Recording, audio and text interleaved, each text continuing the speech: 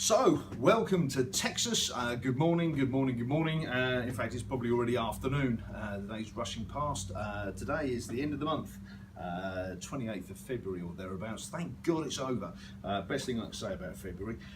The weird thing about being at the end of the month is that tomorrow is the first of the month, and tomorrow's Wednesday. We've got a range night tomorrow, and tomorrow I'm going to go off and shoot some guns. Bit strange really. Thought I'd talk to you today about guns because some weird stuff has happened to me relatively recently, and I thought I'd just quickly touch on that.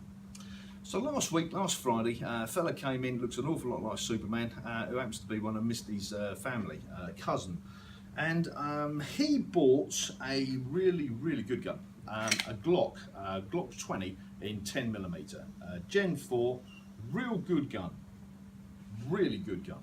Out 45s at 45 and all that kind of good stuff.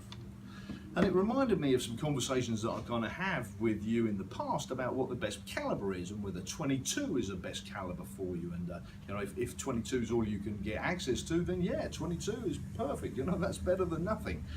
But in Hayden's case, the man's built like Hercules, 6'4", you know, like a brick outhouse. We'd say shit house in England, but there you go.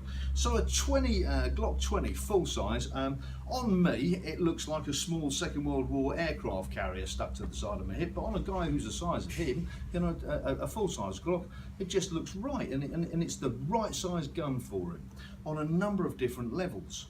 So not only is the frame right for the size of the fella's hands, but the caliber is right too, because ideally what we should be looking to carry is the biggest caliber that we can realistically manage, okay, in terms of recoil and in terms of actually being able to hold onto the gun. And the reason I mention that is because tomorrow is when I was going to go and shoot this. You know how long I've been waiting for this, and ironically I've got a broken hand. Yeah, don't ask. So ironically, having waited all of this time for my L5 Desert Eagle to come through, it looks very much like tomorrow is going to be a day when I'm not going to be able to shoot it. So unfortunately, that's going to have to go kind of back on the heap, because this is a gun that isn't going to work in my hands for various reasons. So think it for a second as well. I'm going to challenge you now. If you're a right-handed person like I am, and your right hand is now US, so if I had to pull a gun of any description, would I be able to discharge it and deal with the recoil with that hand? Here's a challenge for you. How often do you practice with a wrong-sided gun? Now, I practice with it a lot. That's because I'm that kind of guy. But how often do you do it? Can you carry a left-handed gun and be able to draw and shoot it proficiently? And if you can't, well, perhaps you need to think about a bit of practice.